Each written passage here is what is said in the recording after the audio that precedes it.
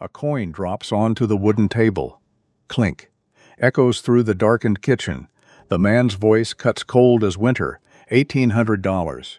Or the house. Silas Garrett snaps his ledger shut. Eyes unblinking.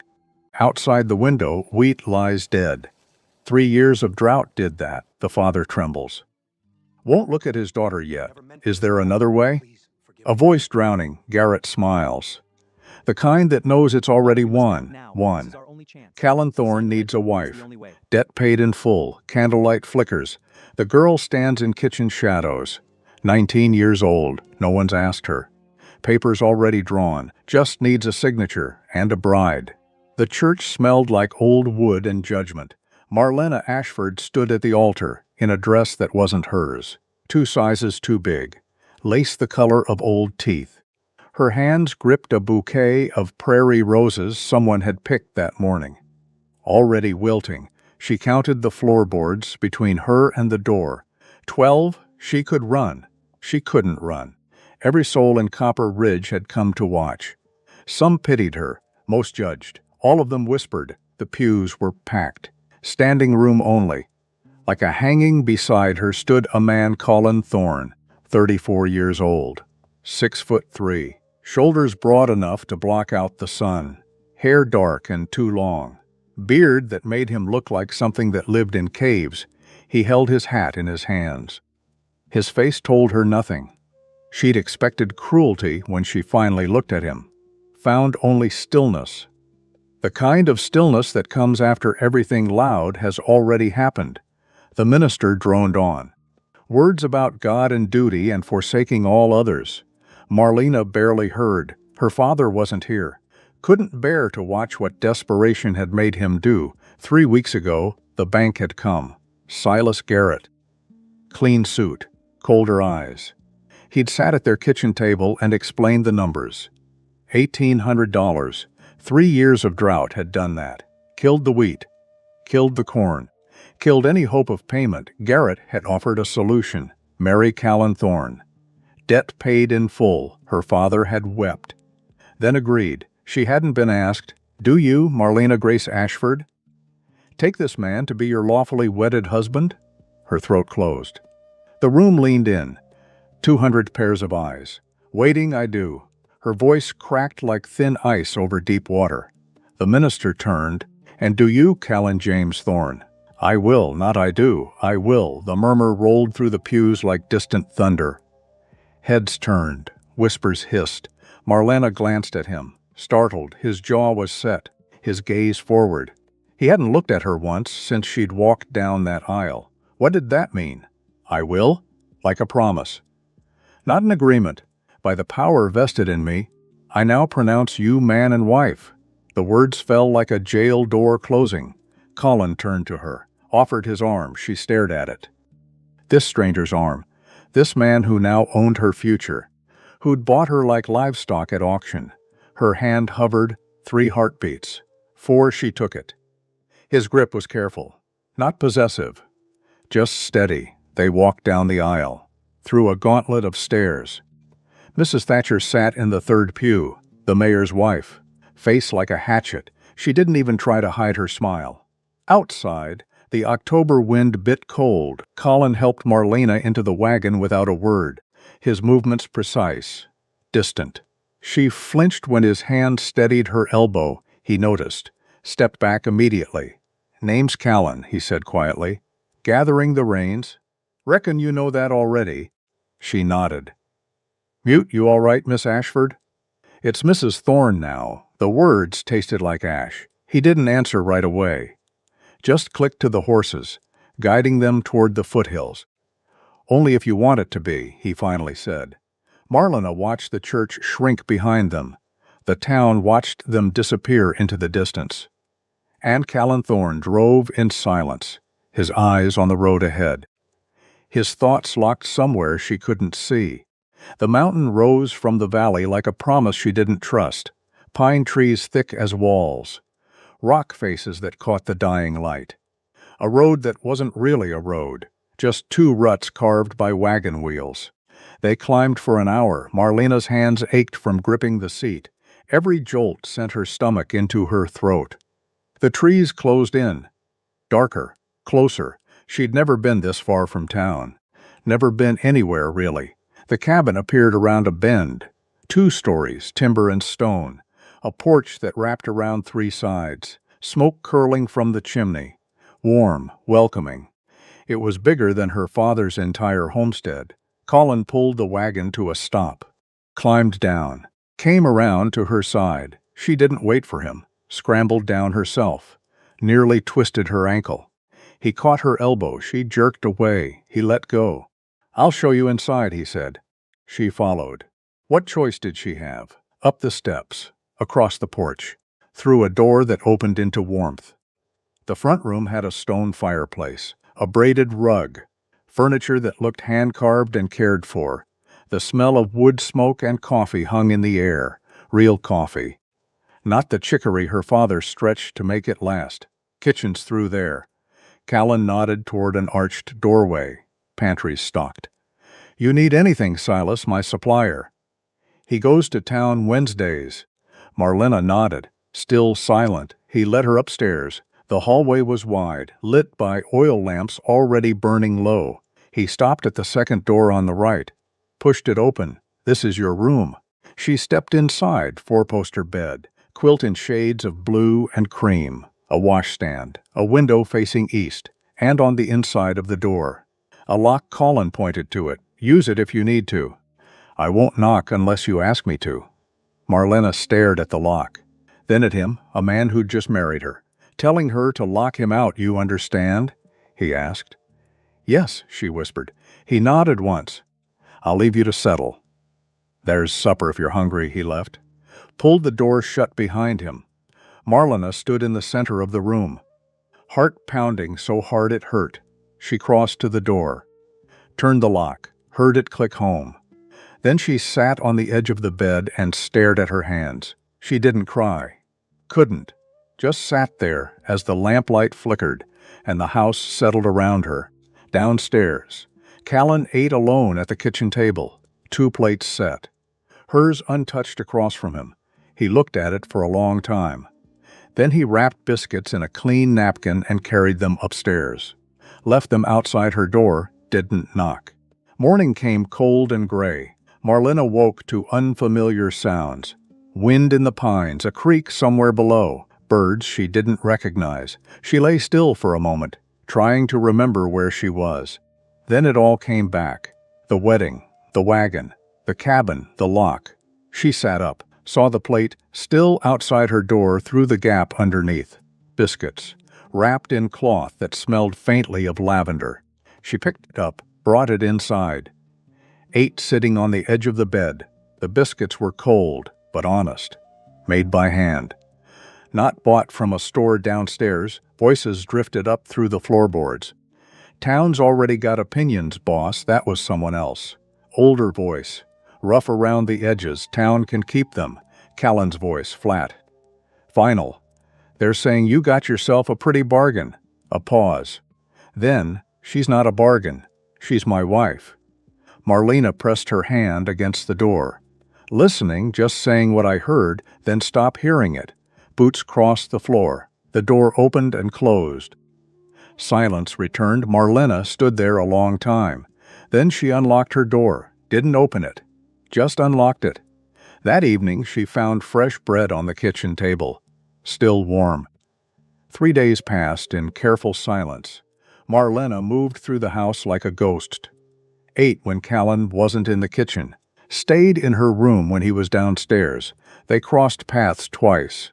Once in the hallway, once on the porch.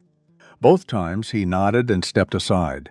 He never pushed, never asked, just left space.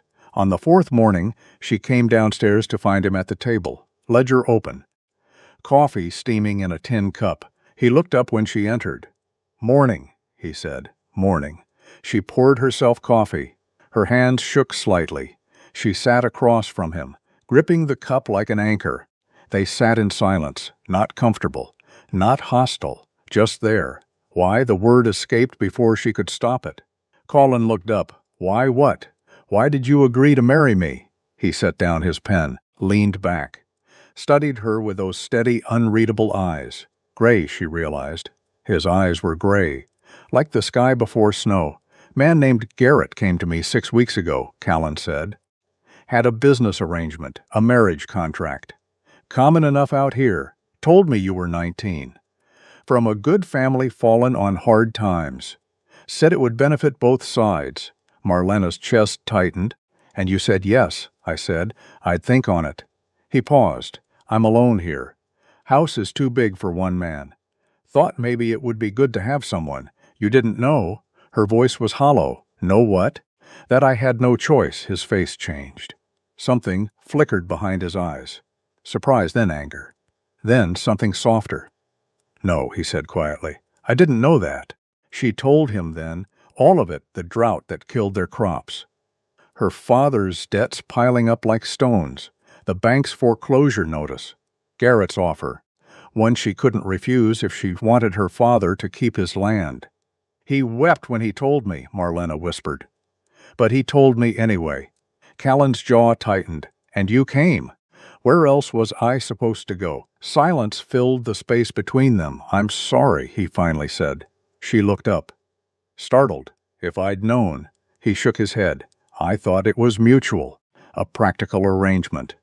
When I saw you at that altar, he stopped. I saw your face, I understood then. But it was too late to stop it without shaming you worse. So you married me anyway. I did. He met her eyes. And I meant what I said. You're my wife, but that don't mean I own you. The words settled between them. Marlena felt something shift. Small, fragile, but real. A knock at the door broke the moment. Callan rose. Opened it. A boy stood there, holding an envelope. From the Church Ladies' Committee, Mr. Thorne. Callan took it, nodded, closed the door. He read the letter, face darkening. Then he crossed to the fireplace and threw it in. What was it? Marlena asked. Invitation. They want to throw you a welcome reception. Her stomach dropped. When? Sunday. He watched the paper curl and blacken. We're not going. We have to. If we don't, they'll. Let me handle the town, Callan said. His voice was still wrapped in calm. But something underneath it wasn't calm at all. Marlena wanted to argue. But the look in his eyes stopped her. That night, she left her door open, not wide. Just enough for lamplight to spill into the hall. Callan saw it when he came upstairs. He paused. Didn't say anything. But the next morning, there was fresh bread on the table again. Still warm. 2 weeks passed like water, finding its level. Slow, cautious, but steadily forward. Marlena learned the rhythm of the ranch. Callan rose before dawn.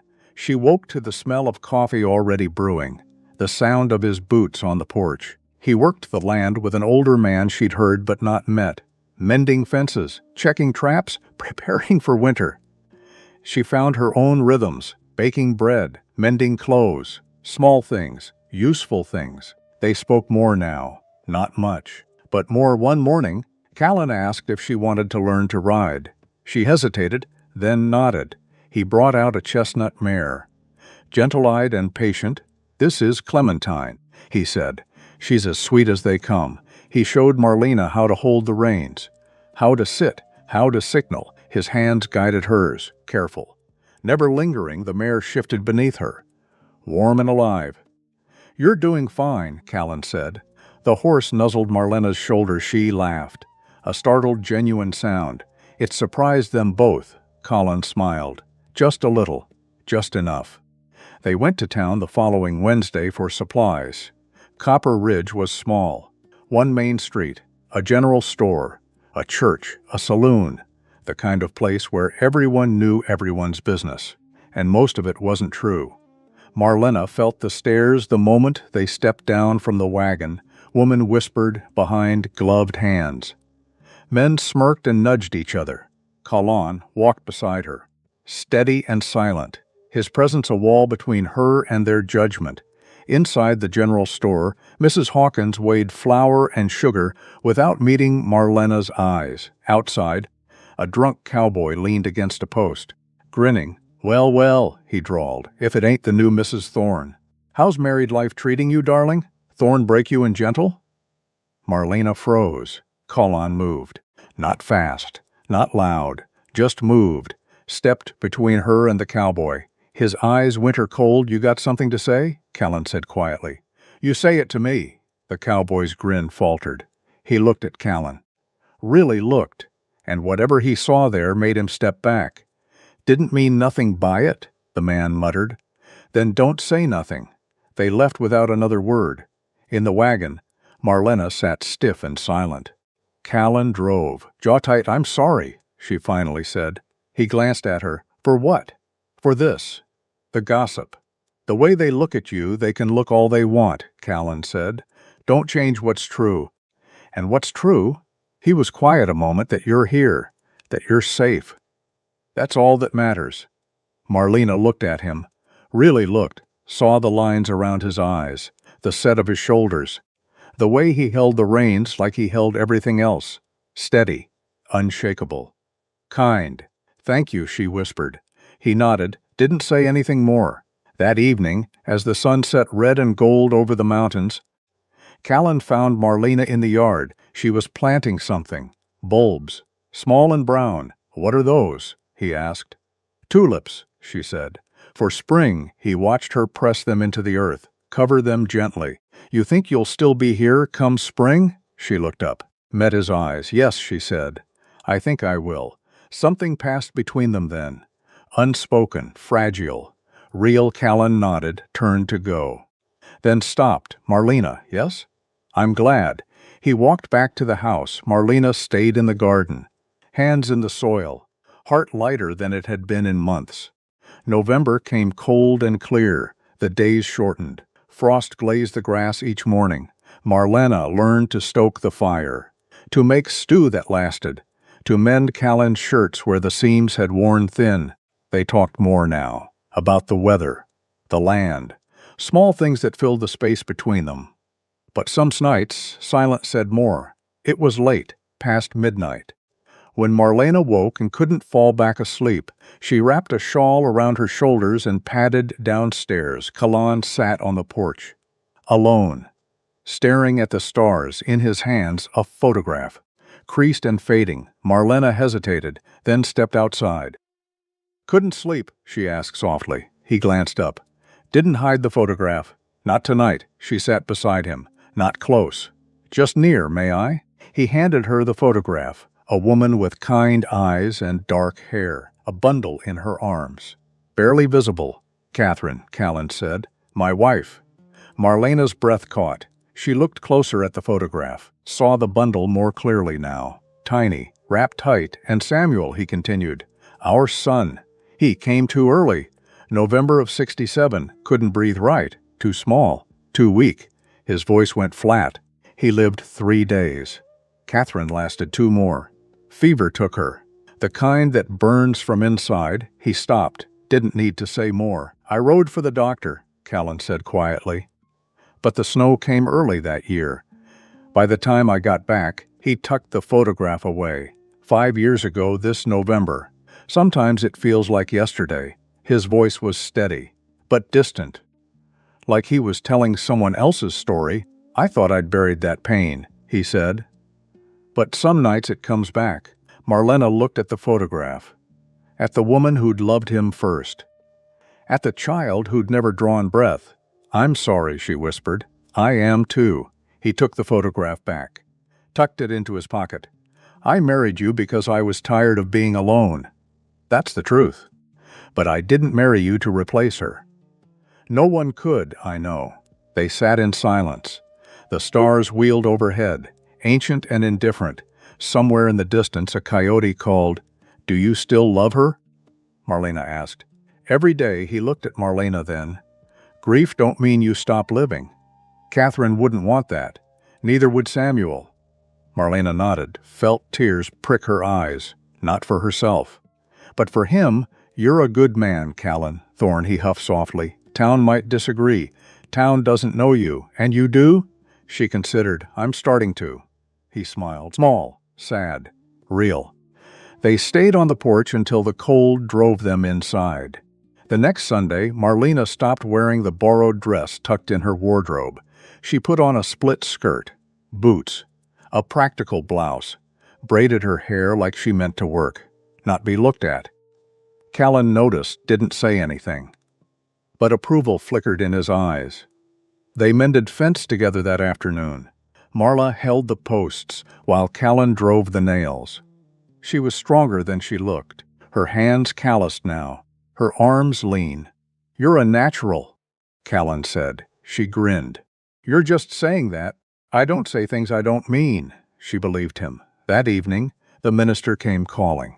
Reverend Hayes, older man with a white beard and too much concern in his eyes. "Mrs. Thorne," he said warmly, "the ladies are hoping you'll join them for the social next Sunday. Quilting circle, tea." Fellowship. Marlena's stomach tightened. Colin started to speak, but she cut him off. "I'll think about it, Reverend." Hayes smiled. "Wonderful. The Lord calls us to community after all." When he left, Callan looked at her. "You don't have to go, I know." She met his eyes. "But maybe I should." "Why?" "Because I'm tired of hiding." And because she paused. "Because I'm not afraid anymore." Callan studied her, then nodded. "All right, but if they give you trouble, I'll handle it." He looked like he wanted to argue, didn't. That night, Marlena planted more bulbs. Daffodils this time, for hope. Sunday came too fast. Marlena dressed carefully. Her best blouse. Skirt pressed. Hair pinned. She looked like a woman going to war in Sunday clothes. Colin offered to come. She shook her head. "This is mine to face," she said. He didn't argue. But worry creased his brow. The church parlor was decorated with gingham and false warmth. Tables laden with pies and tea. A dozen women stood in clusters, their smiles sharp as knives. The room went quiet when Marlena entered. Mrs. Thatcher approached first, Cordelia Thatcher, the mayor's wife, face like a hatchet. "Eyes like ice, Mrs. Thorne," she said. "How lovely you could join us. Thank you for inviting me." The women settled into chairs. Teacups balanced on laps. At first it was bearable. Talk of recipes, weather, whose daughter was courting whom. Then Mrs. Thatcher leaned forward, voice dripping concern. "So, Marlena, dear, tell us, how does it feel to be bought?" The room stilled. Every eye turned. Marlena's hands tightened around her cup.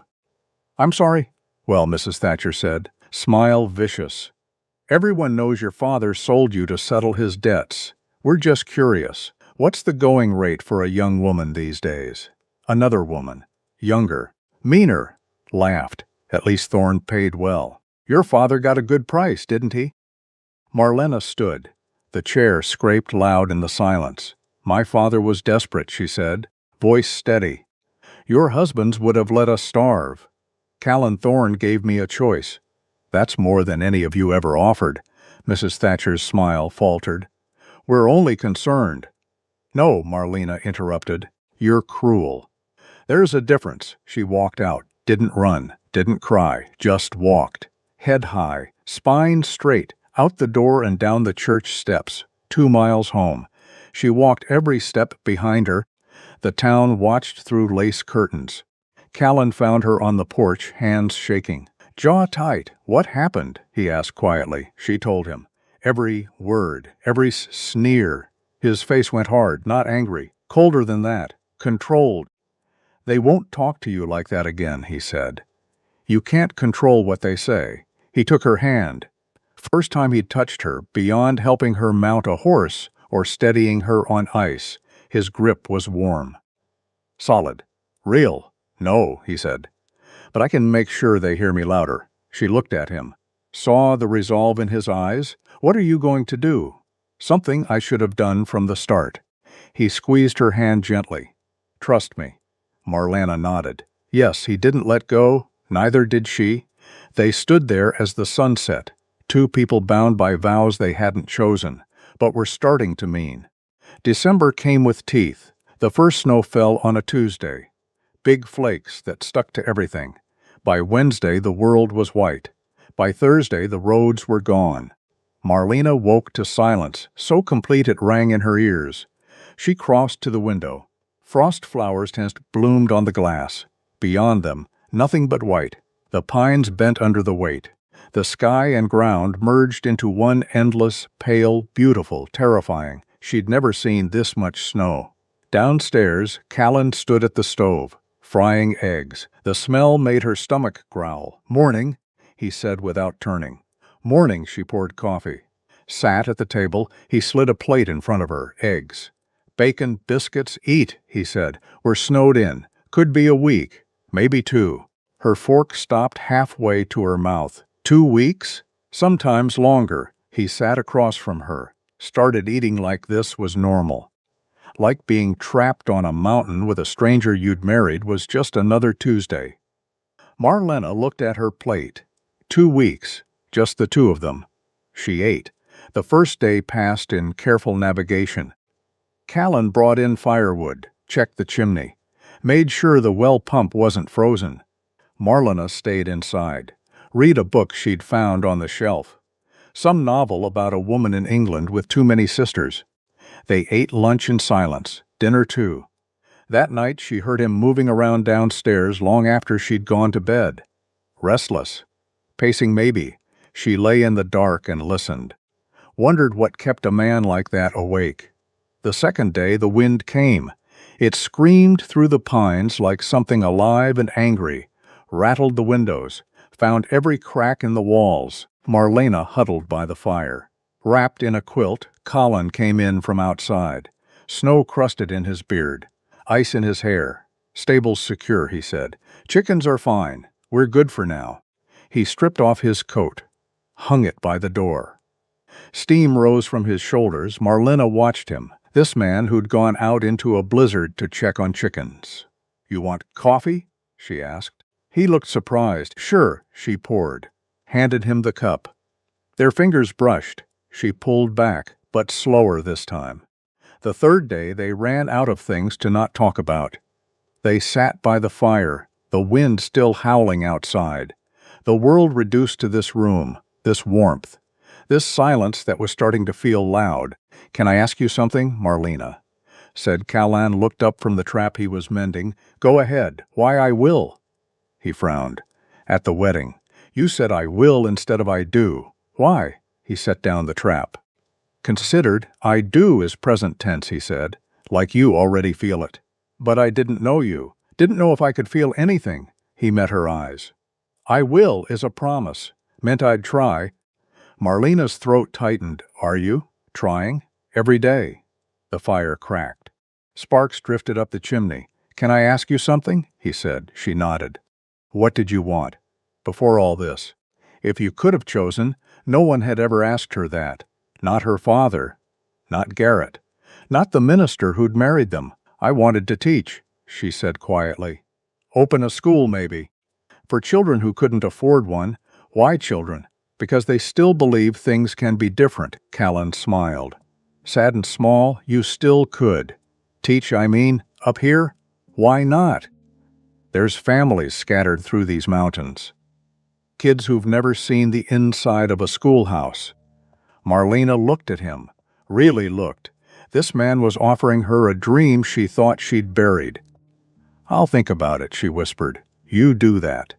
The fourth day, Marlena couldn't stand the silence anymore. "Tell me about Catherine," she said. They were making bread.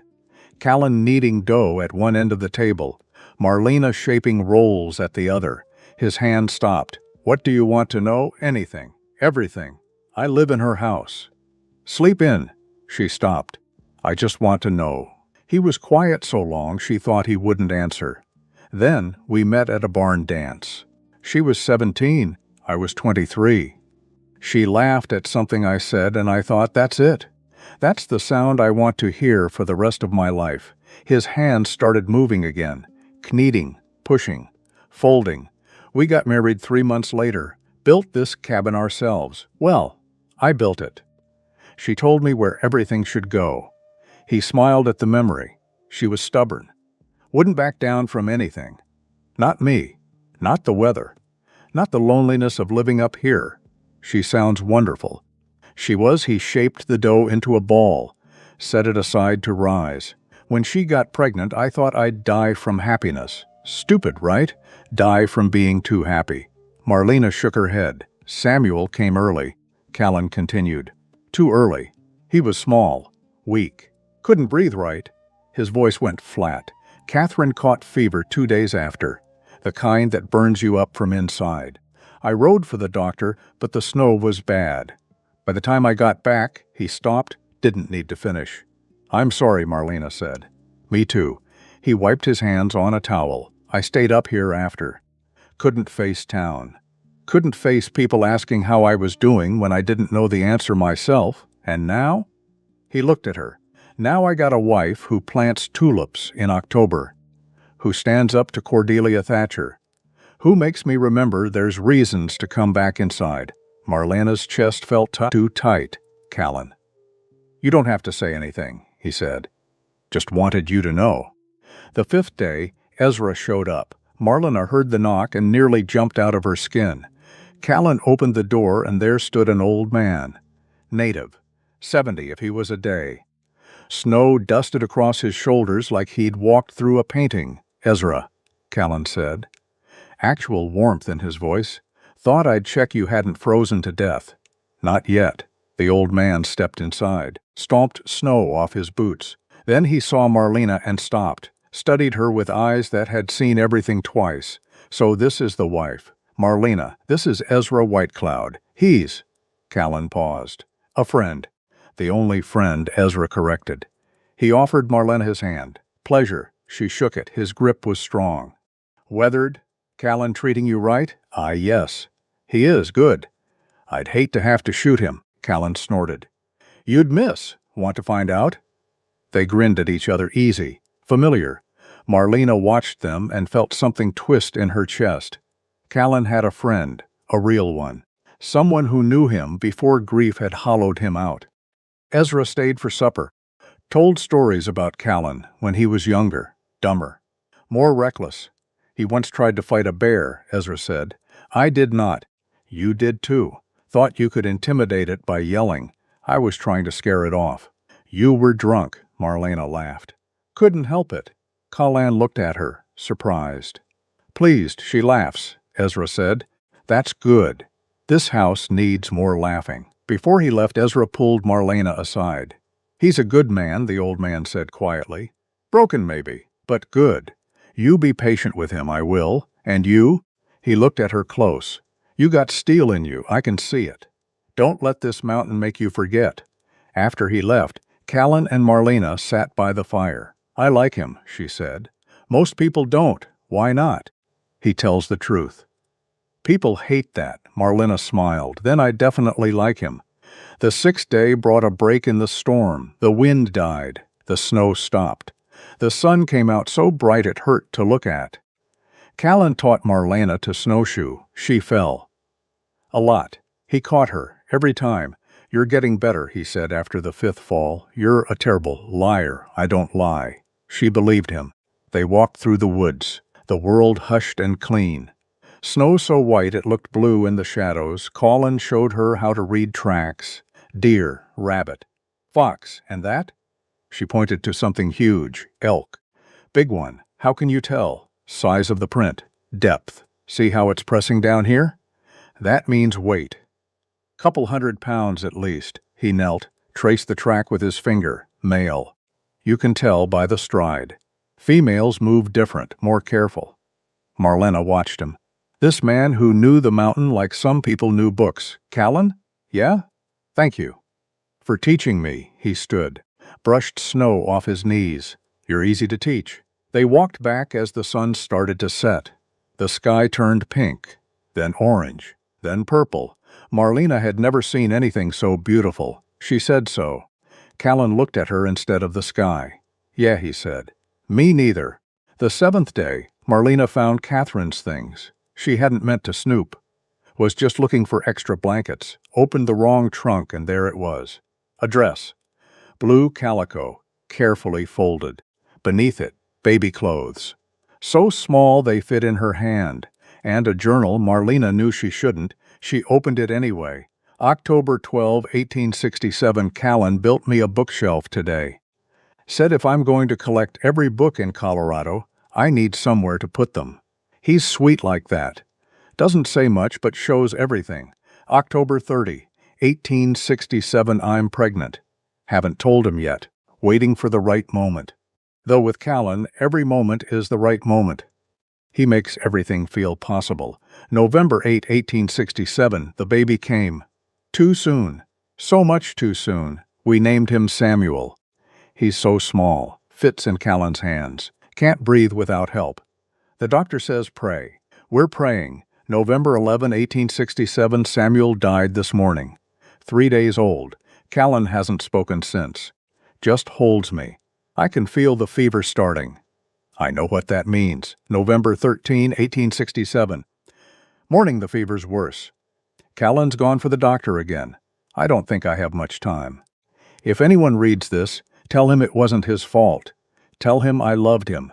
Tell him to live, please. Tell him to live. The last word was smeared, like she'd been crying when she wrote it. Or maybe Callan had cried when he found it. Marlena closed the journal, put everything back exactly as she'd found it, then sat on the floor and cried for Catherine. For Samuel. For Callan, who'd lost everything, and somehow was still trying. She didn't hear him come in, Marlena? She looked up, face wet. He saw the trunk, open. Understood immediately. I'm sorry, she said. I didn't mean. It's all right. He sat down beside her, not touching. Just near, you read it? She nodded. She wanted you to live, Marlena whispered. She wrote it, in the journal. She wanted you to live. Callan was quiet a long time, I know, he finally said. Took me 5 years to figure out how. He looked at her. Then you showed up. Marlena's breath caught. I'm not her. I don't want you to be. He reached for her hand. Hesitated. Can I? She gave it to him, his fingers curled around hers. Warm. Steady. I'm not trying to replace her, he said. I'm trying to keep living. Like she asked. And maybe learn to be happy again, with me, if you'll have me. Marlena squeezed his hand. I think I will. The 8th day, the snow started again. But softer this time, gentler. They spent the day inside, reading, talking, not talking. Marlena made stew. Callan fixed the wobbly table leg he'd been ignoring for months. It felt almost normal, almost like a marriage. That night, Marlena didn't go to her room, stayed downstairs instead. Curled in the chair by the fire, Callan stayed too. They sat in comfortable silence. Until, tell me something true, Marlena said. About what? Anything. Something no one else knows, he thought. I'm scared, he said. Of what? Of this. Of you. Of what happens if I let myself care and lose it again. Marlena's chest ached. I'm scared too. Of me? Of disappointing you. Of not being enough. Of waking up one day and realizing you regret this. I won't. You don't know that. I do. He leaned forward. You want to know how. How, because you're already more than I deserve, and every day you stay, I'm grateful. That's not something that goes away. Marlena felt tears prick her eyes. You're not what I expected, she said. Good or bad? Good. So good it scares me. They sat in the firelight, two broken people learning to be whole. The 9th day, Marlena woke to find Callan already gone. A note on the table, had to check the traps. Back by noon. Coffee's ready. She smiled at the sea-poured coffee. Drank it standing at the window. The snow had stopped. The sun was out. The world sparkled. She decided to surprise him. Baked his favorite bread, the kind with honey and oats. Made extra stew. Cleaned the whole downstairs. Not because she had to. Because she wanted to. Because somewhere between the wedding and now, this had stopped being a prison, started being a home. Callan came back at noon exactly. Stopped in the doorway. Looked around. You cleaned, I did. Why? Because I live here too. He set down his pack. Hung up his coat. It looks good, he said quietly. Really good. There's bread, I can smell it. They ate lunch together. Talked about nothing. Everything, after Callan pulled something from his pack. A book. Found this in town last week. Before the snow. Meant to give it to you. Marlena took it. Poems by Emily Dickinson. How did you know you had one in your room? Looked worn. Figured you liked it. She pressed the book to her chest. Thank you. It's just a book. No, it's not, because it meant he'd noticed. paid attention, cared enough to remember. That night, she read him a poem. Hope is the thing with feathers that perches in the soul and sings the tune without the words and never stops at all. When she finished, Callan was quiet. Then, read it again. She did. The 10th day they ran out of firewood. Colin went to chop more. Marlena followed. You don't have to help, he said. I want to. She stacked while he split. The rhythm of the axe. The thunk of wood hitting wood, they worked in sync. When the pile was done, they stood back, surveyed their work. We make a good team, Callan said. We do. He looked at her, snow in her hair. Cheeks pink from cold, Marlena, yes?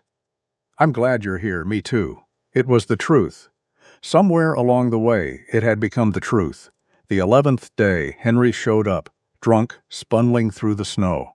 Shouting Marlena's name, Colin got to him first, caught him before he fell. Mr. Ashford, where's my daughter? Henry slurred. Where is she? Inside. Safe, I need to see her. Not like this. Marlena came out, saw her father, felt her heart drop. Papa, he looked at her. Eyes red, face haggard. I'm sorry, he wept. I'm so sorry. She wanted to run to him, wanted to push him away. Did neither. You need to go, Callan said. Not cruel, just firm. Not until she forgives me. I can't forgive you, Marlena said, voice shaking. Not yet. Maybe not ever. Henry flinched like she'd hit him. But I don't hate you, she continued. And that's all I can give you right now. Her father nodded. Broken Colin helped him onto his horse. Go home, Mr. Ashford. Get sober. If you want her forgiveness, earn it. Henry rode away. Marlena stood in the snow. Shaking, Callan came to her, pulled her into his arms. She let him, buried her face in his chest and cried, I got you, he murmured. You're safe, I got you. And she believed him. The 12th day brought a letter. From Garrett, Mr. Thorne, I must confess an error in my bookkeeping.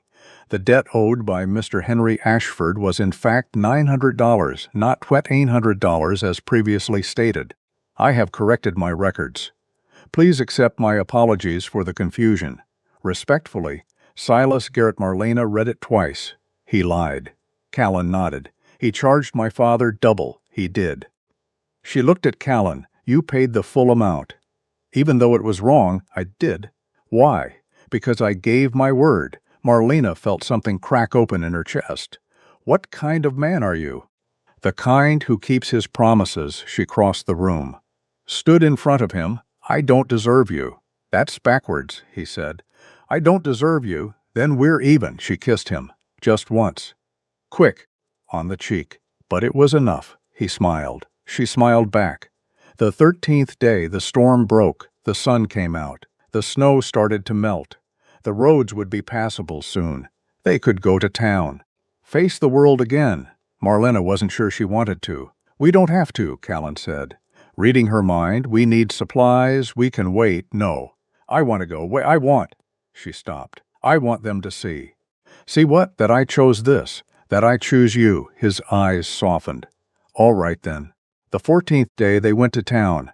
Together the wagon ride was quiet, but not uncomfortable. Marlena's hand rested near Callan's. He moved his, covered hers. She didn't pull away. Copper Ridge looked the same, but felt different, or maybe she was different. They walked into the general store. Heads turned. Whispers started. Mrs. Hawkins weighed their flour. Wouldn't meet Marlena's eyes. Outside, Mrs. Thatcher stood with her friends, watching, judging. Marlena took Callan's arm, not because she needed support, because she wanted to. Mrs. Thatcher's eyes narrowed.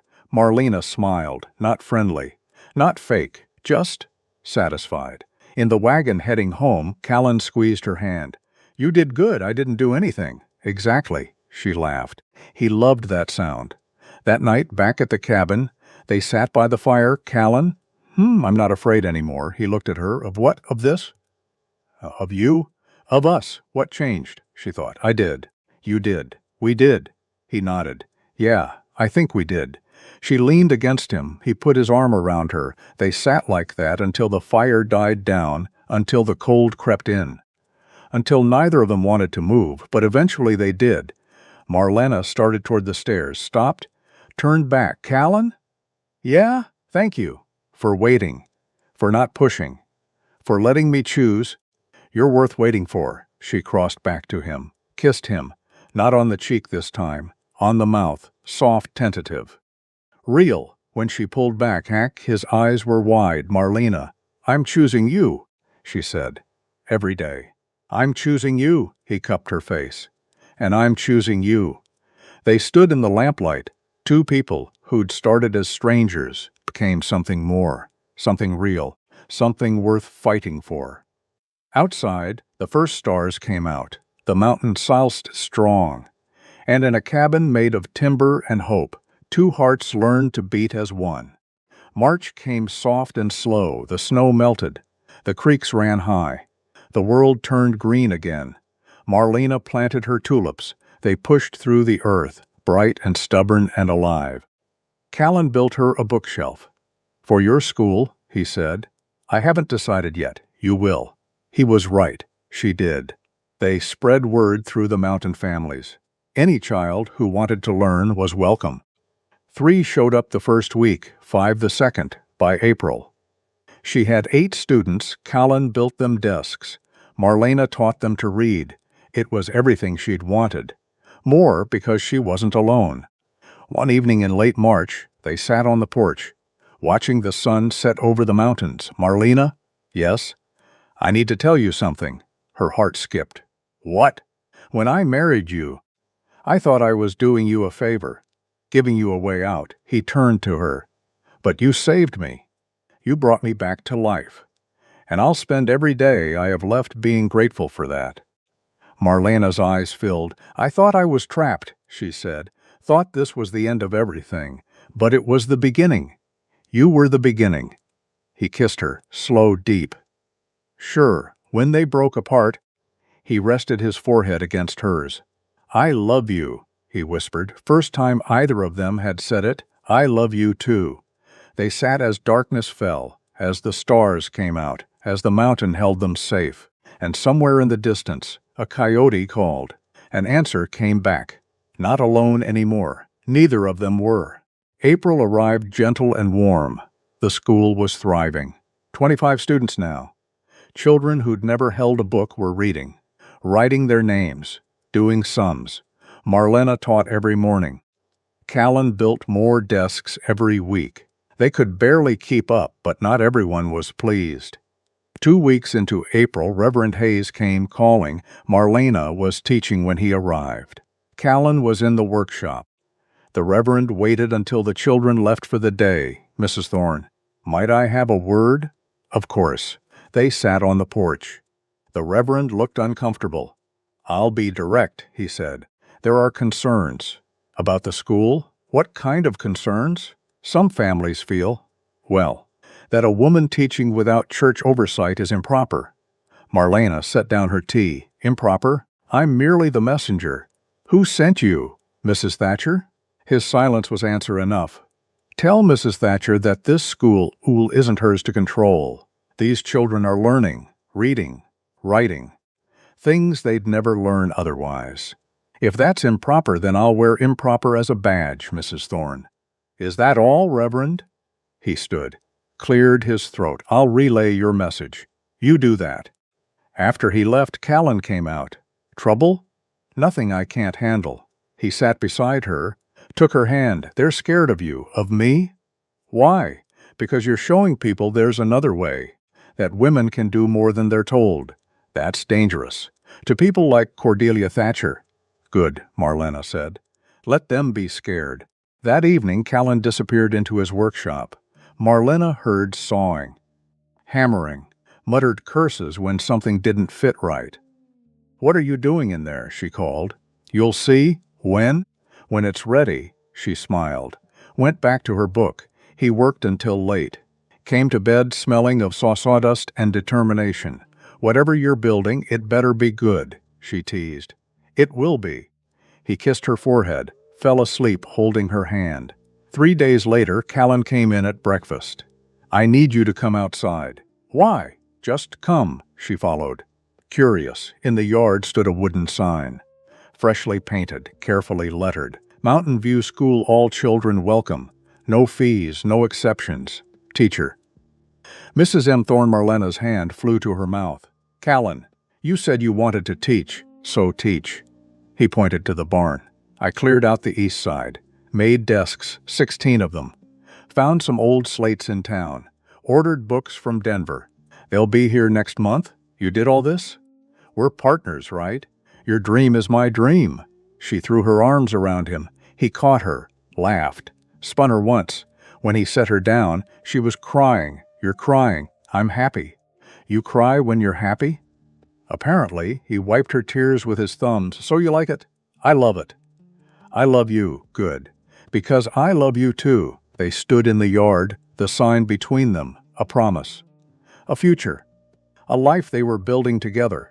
Word spread fast. By the end of the week, Marlena had 20 students enrolled. By the end of the month, 32, children from the mountain families. The miners, the loggers, kids who'd never seen the inside of a schoolhouse. She taught them reading, writing, arithmetic. History Colin built more desks. Ezra came by to teach the old ways. Tracking. Plant medicine. Respect for the land. The children loved him. You're a natural. Marlena told the old man. I've had lots of practice. Raised 6 grandchildren, I didn't know that. There's lots you don't know about me. He winked. I'm mysterious. Callan snorted from across the room. Ezra threw a piece of chalk at him. The children giggled. Marlena watched them all. Her school, her family, her life. It was everything. More than everything. The next Sunday, Callan had an idea. Come to church with me. Marlena looked up from her book. Why? Because it's time. Time for what? He smiled. Mysterious, you'll see. She didn't trust that smile. But she went anyway. The church was packed, every pew filled. Standing room only, Marlena felt the stairs. The whispers Colin led her to the front pew, the one usually reserved for the mayor's family. Mrs. Thatcher's jaw dropped. The mayor looked confused. Colin sat. Marlena beside him. What are you doing? She hissed, making a statement. The service started. Hymns, scripture, the usual. Then Reverend Hayes stood to give announcements. Before he could speak, Callan stood. The church went silent. Reverend, if you'll permit me, I have something to say. Hayes looked startled, Mr. Thorne. This is highly unusual, I know, but it's important. The Reverend hesitated, then nodded. Callan turned to face the congregation, every eye on him. Marlena's heart pounded. What was he doing? Most of you know, Callan began, voice steady, carrying to every corner, that Marlena came to me through arrangement. Some of you think I bought her, like property, like livestock. Murmurs rippled through the pews. You're wrong. He pulled a paper from his coat, unfolded it. This is a document I had drawn up last week, in Denver, by a lawyer. He held it up. These are deeds, property deeds, giving Marlena full ownership of 250 acres, the North Quarter, with water rights, timber rights, mineral rights, everything. She can sell it, give it away, do whatever she wants.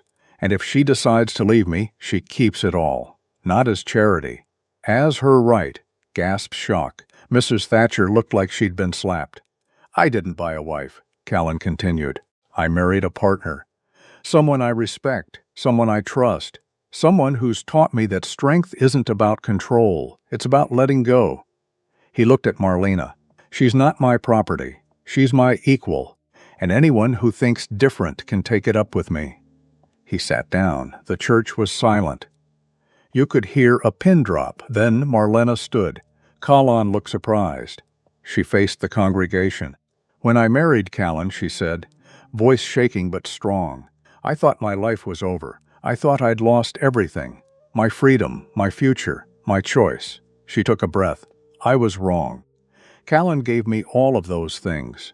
Not because he had to. Because he wanted to. Because he's a better man than most people deserve. She looked directly at Mrs. Thatcher. And I'm staying. Not because I have to. Because I choose to, every day. I choose him. I choose this life. I choose to be Mrs. Thorne. She sat. Callan took her hand. The silence stretched, then Mrs. Porter stood, slowly, bones creaking. "I was wrong," she said clearly, "about you both, and I'm sorry." She sat. Another woman stood, younger. "One of the miners' wives meets me too, then another and me. Not everyone, but some." "Enough." Mrs. Thatcher stood, face red, mouth pinched. She walked out. 3 women followed her. The rest stayed. Reverend Hayes cleared his throat. "Well, I believe that concludes our announcements. Let us pray." After the service, people filed out. Some avoided their eyes. Some nodded. A few stopped to shake Callan's hand. To thank Marlena for the school. It wasn't everyone, but it was a start. Outside, in the sunlight, Marlena turned to Callan.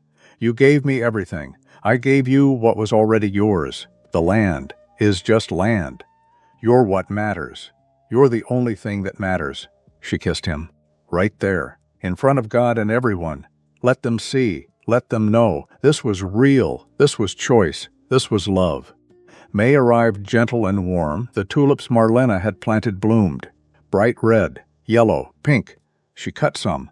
Put them in a jar on the kitchen table. Colin came in, saw them, smiled. They made it. They did. Like us, like us." He kissed her temple. "I have something to show you. Another surprise, maybe." She followed him outside, to the far edge of their property, where the land sloped down toward the creek. He'd cleared a space, leveled the ground, built a small structure, a cabin smaller than theirs, but solid. "Well made. What is this?" "For your father." Marlena's breath caught. "What?" "If he gets sober. If he does the work. He can live here. Close enough to be family. Far enough to have his own life, Callan. He's your father. You're allowed to forgive him. Even if it takes time." Tears filled her eyes. "You built him a house. I built him a chance." She turned to him. "This man, this impossible, wonderful man. How did I get so lucky?" "You didn't." "I did." She sent word to Henry, told him about the cabin, about the conditions. No drinking. Not one drop. Honest work every day. And time. Lots of time. Before she'd be ready to really talk. He came the next week. Dapper. Clean. Humble. "I don't deserve this," he said. "No, you don't," Marlena agreed. "But I'm giving it to you anyway." "Why?" "Because someone once gave me a second chance. Seems only fair to pass it on." Henry broke down. Wept. Thanked Callan. Thanked Marlena. "I'll earn this," he promised. "I swear." "See that you do," Callan said. Not unkind, just firm. Henry moved into the cabin, worked with Callan during the day, logging, building, honest labor. Marlena watched from a distance, not ready yet, but getting there. June brought a letter from Garrett. Marlena almost didn't open it, but curiosity won. "Dear Mrs. Thorne, I owe you an apology. I misrepresented certain financial details regarding your father's debt. The actual amount owed was $900. I inflated it to $1,800 for my own gain. This was wrong. Enclosed is a check for $900. Please accept it as restitution. I have also resigned my position at the bank. I am moving to California to start fresh. Away from the mistakes I've made here, I hope you can forgive me. But if not, I understand. Respectfully, Silas Garrett." Marlena showed the letter to Callan. He read it. Looked at the check. "What do you want to do?" "I don't know. You could keep it. God knows you've earned it." She thought about it, then made a decision. "No. Give it back." "Why?" "Because holding on to it means holding on to anger. And I don't want to be angry anymore." Callan smiled. "All right then." He wrote to Garrett, returned the check, with a note. "Use this to help someone else. Someone who needs a real chance. Do it right this time." They never heard from Garrett again. But that was all right. Some chapters needed to close. May slipped to June. Then June into July. The school took a break for summer. But the children still came, to help with chores, to learn from Ezra, to just be around. Marlena loved it, loved the noise, the chaos. The life. One afternoon in early June, she was in the garden. Weeding, felt suddenly dizzy. Sat down hard. Callan was beside her in an instant. "What's wrong?" "I don't know. Just felt strange." "Strange how?" she tried to explain. Couldn't. He carried her inside, made her lie down, brought water, bread. Fussed. I'm fine, she insisted. You're not fine. You're pale. I'm just tired. When did you last eat? She tried to remember. Breakfast, maybe? She'd been too busy to notice Kalan made her soup. Sat with her while she ate. You need to take care of yourself. I do. No, you take care of everyone else. The students, your father, me. But not yourself, he took her hand. Let me take care of you for a change, she wanted to argue, didn't. Because he was right. The dizzy spells continued for a week. Then, too, her monthly courses didn't come. By the end of June, she knew Ezra finally said what she was thinking. You should see a doctor. I'm fine. You're not fine. You're sick every morning. Tired all the time. Can't keep food down. Marlena looked at Callan. Then at Ezra. I'm not sick, she whispered. Both men looked at her. Then what? I'm pregnant. Silence calmly. Total. Silence. Colin's face went white, then red, then he smiled, bigger than she'd ever seen. I think so. I'm not sure. But all the signs. He picked her up, spun her. Laughing, careful. Ezra barked. She just said she's dizzy. Callan set her down. Immediately. Gently, sorry. He couldn't finish. His eyes were wet. A baby, he whispered. Maybe. We should see a doctor. To be sure, we'll go tomorrow. First thing. Will. He stopped. Looked at her. Are you happy? Yes. So happy. But are you? He cupped her face. Marlena. I thought I'd never get this chance again. Never. And now. Voice broke. I'm terrified. And thrilled. And grateful. All at once, she leaned into him. Me too. Ezra cleared his throat. I'll just. Leave you two alone, he left, grinning. The doctor confirmed it 8 weeks along, due in early February. Marlena and Callan sat in the wagon afterward. Stunned. A baby, Marlena said. A baby, Callan echoed. They looked at each other, started laughing, couldn't stop. Joy, pure joy. They told Henry that night. He cried, I'm going to be a grandfather. You are. I don't deserve this. Probably not, Callan said. But you're getting it anyway. Henry laughed through his tears. I'm 4 months sober. I swear I'll make it to 5, 6, however many it takes. Good, Marlena said. Because this baby's going to need a grandfather. A real one. I'll be that. I promise. August passed in a blur of preparation. Colin started building a crib. Then stopped, started over. It has to be perfect. It's a crib, not a cathedral. It's our baby's crib. It has to be perfect. Marlena smiled. Let him fuss. She spent her days sewing tiny clothes, blankets, things so small they barely seemed real. Ezra brought herbs for when the time comes, to help with pain, to stop bleeding. Thank you. He squeezed her hand. You're going to be a wonderful mother. How do you know? Because you already are. To those students. You love them, teach them, make them believe in themselves. That's what a mother does. She hugged him. This old man who'd become family. September brought the students back. Marlena's belly was starting to show. The children noticed immediately. Mrs. Thorne. Are you having a baby? I am, squeals. Excitement. 1,000 questions. She answered them all, taught them about life, growth, the miracle of creation. Some of the mothers came to watch, impressed. You're doing a fine job, one said. Thank you. My daughter reads now. Because of you, I never learned. But she will. Marlena's heart swelled. That's what matters. October arrived with cold winds and clear skies. 1 year since the wedding. Marlena woke to find Callan already up, making breakfast. Special. Pancakes. Bacon. Fresh cream for coffee. What's all this? Anniversary breakfast. She'd forgotten. He hadn't. They ate together, talking, laughing.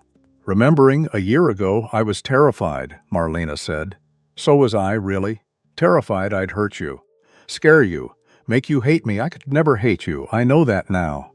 But then? He shook his head. Then I didn't know anything, and now? Now I know everything I need to know, which is that you're the best thing that ever happened to me. That I'd choose you every time. That I love you more than I thought possible. She reached across the table, took his hand, 1 year down, 50 more to go at least. On the ride home from church that Sunday, Marlena was quiet, thinking. "What is it?" Callan asked. "The land you gave me. What about it?" "I want to use it. For the school. Build a real building, with a library. And space for more students." Callan grinned. "Then let's do it, really? It's your land. Your choice, our choice. We're partners, remember? Partners." He kissed her hand. "Then yes. Let's build a school." November came with the first snow, light, gentle, dusting the world white. Marlena stood at the window, hand on her belly. Feeling the baby move, Colin came up behind her, put his arms around her. "What are you thinking?" "About last year, the snow. Being trapped, scared, but grateful. For what? For the storm. For being forced to stay, to talk, to learn each other." She leaned back against him. "If it hadn't snowed, I might have run, might have left, and I would have missed this. All of this." He rested his chin on her head. "I'm glad you stayed, me too." Outside, the snow fell, soft, steady, sure, covering the world, making it new. December brought preparations. The baby was due in 2 months. Colin turned the spare room into a nursery, painted the walls pale yellow, hung curtains Marlena had sewn, set up the crib he'd spent 4 months perfecting. It was beautiful. "She's going to love it," Marlena said. "She? I think it's a girl." "Why?" "Just a feeling." Callan smiled. "Then I hope you're right." Christmas came quiet and perfect. Just the 4 of them. Callan, Marlena, Henry, Ezra. They ate roast chicken, potatoes, pie Henry had made, surprisingly good. Afterward, they sat by the fire, telling stories, laughing. Being family, Henry gave Marlena a small wooden box. "I made it. For the baby. To keep special things. Inside, he'd carved her name, and the date, and a message. To my grandchild. I wasn't always good, but I'm trying to be better. Love, Grandfather Henry." Marlena cried, hugged her father. Thank you. For giving me another chance." Ezra gave them a blanket, woven by hand. "Traditional patterns. My grandmother made this for me. I want your baby to have it, Ezra." "We can't." "You can. You will. Family passes things down. That's how it works." Callan gave Marlena a journal, leather-bound, empty pages waiting for you to write in your thoughts, your dreams, things you want the baby to know. She opened it. Inside the cover he'd written, "To Marlena, the strongest woman I know, the best mother our child could have. All my love, always. Deep, grateful. Best Christmas ever," she whispered. First of many, January arrived cold and clear. Marlena was huge now. Could barely see her feet. Callan treated her like glass. "I'm fine. You're pregnant. Women have been having babies for thousands of years." "Not my baby," she laughed. Our baby. He helped her sit, stand. Walk drove her crazy with his fussing. She loved every second. February 3rd. Middle of the night, Marlena woke to pain. Sharp, regular, unmistakable. Callan. He was up in an instant. "What? What's wrong?" "The baby.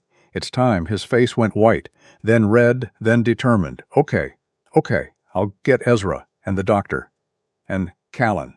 "Breathe." He breathed. "Right. Breathing. I can do that." He ran. Came back with Ezra 20 minutes later. The old man took one look at Marlena. "We've got time, but not much." Callan. "Boil water. Get towels. Then stay out of the way." "But out of the way." Callan at the door.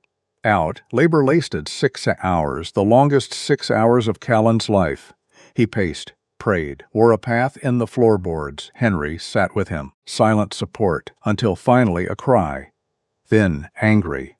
Alive, Callan's heart stopped, then started again. Harder, faster. The door opened. Ezra, smiling. "You have a daughter." Callan couldn't move. "She's healthy. Strong. Got a set of lungs on her and Marlena tired." "But fine, go on. Meet your daughter." Callan went in. Marlena lay in bed, hair damp, face pale, eyes bright, and in her arms, a baby. Tiny, perfect. "There's. Come here," Marlena whispered. He crossed the room, sat carefully on the bed, looked at his daughter, dark hair, button nose, eyes squeezed shut. "She's beautiful, she is. She looks like you. She looks like us." Marlena handed her to him. Callan took her, terrified, awed. This tiny person. This miracle. "Hi, sweetheart," he whispered. "I'm your papa, and I promise I'll keep you safe. I'll love you, I'll be here. Always." The baby yawned. Marlena laughed. "I think she approves. What should we name her?" Marlena thought. Hope? Hope? Because that's what she is. What this whole year has been. Hope that things can be different. Better. Callan looked at his daughter. Hope. Perfect. The days that followed were chaos, sleepless nights. Constant feedings. Learning how to be parents. But perfect chaos, happy chaos. The kind they'd both dreamed of. Henry visited every day. Held his granddaughter. Wept with joy. Ezra brought gifts. Blessed the baby in the old way. Students came to meet Hope. Brought flowers, toys, love, and through it all, Callan and Marlena, together partners. Parents in love. Spring came early that year. The tulips bloomed. The apple trees Marlena had planted pushed out new leaves. Hope grew, strong, healthy, loud. One evening, Marlena and Callan sat on the porch, Hope asleep between them. The sun setting gold and red. "Can you believe it?" Marlena said. "A year and a half ago, I thought my life was over. And now? Now it's just beginning." She looked at him. "Thank you for waiting, for giving me time, for choosing me every day. You chose me too. I did, I do." "I will," he smiled. "I will," like a promise, like a vow, like the answer to a question she hadn't known she was asking. They sat as darkness fell, as stars came out, as the mountain held them safe. And somewhere in the distance, a coyote called.